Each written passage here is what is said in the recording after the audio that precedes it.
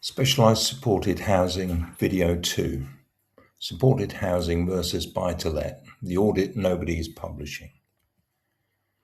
Same capital, two different strategies, two different outcomes. Real 2026 numbers, no sales pitch, transparency you can trust. £300,000 invested in buy-to-let versus specialised supported housing. The results will challenge everything you thought you knew about property investment. Buy-to-let in 2026, the reality, the yield is 3.5 to 5% after tax. Void periods are fully absorbed by the landlord, is your responsibility. Section 24 limits mortgage interest relief and treats your revenue as if it were profit. So you get fully taxed on all your income, despite the fact you've got costs of operating the buy-to-let. Tenancy length typically 6 to 12 months, and there can be a high turnover. It just depends on the area in which you are located. Specialised supported housing in 2026. The facts about specialised supported housing, the yield is 6 to 8% net, and it's government-backed income. These are 15 to 25-year full repairing and insuring leases. Depends on your perspective. Valid risk transferred to the to the care provider. So rent rises are indexed annually to cost of living index, up to 4% per annum.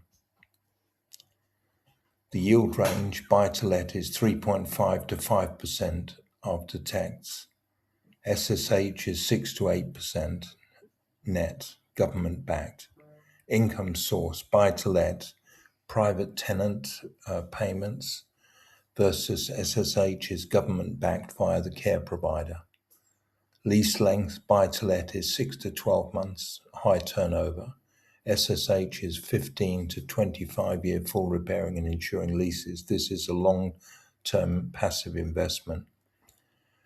Void risk holder with buy-to-let is the landlord, who absorbs all the voids. SSH transferred the risk to the care provider, so the landlord and the investor takes no risk of voids. The care provider takes that.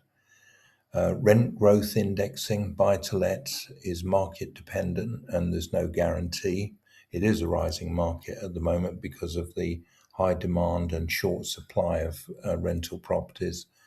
SSH is annually indexed to cost of living index, up to 4% increase every year. Case study is for SSH, Belmont House in Love Lane in Bodmin in Cornwall, which we purchased for £800,000. It's going to have a gross development value of 3.5 million following development into 8 one-bedroom flats and 5 one-bedroom bungalows. The rental income is £220,000 per annum, based on a £330 per day per unit. So that's £220,000 per annum. It's a 15-year full repairing and insuring lease with 5-year extension option, and that's £220,000 per annum will increase every year by the cost of living index up to 4%. And then during this 15-year period, you've also got the capital appreciation as well. The skill gap nobody talks about. 2 strategies, 2 very different levels of expertise required. Buy-to-let, low barrier, whereas supported housing requires specialist knowledge, and that's why you should deal with a regular expert in this field.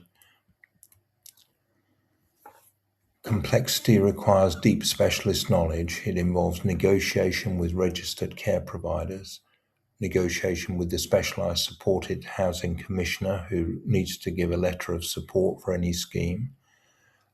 Regulations, planning are stricter than standard rentals, and the SSH requires long-term relationships and experience and expertise.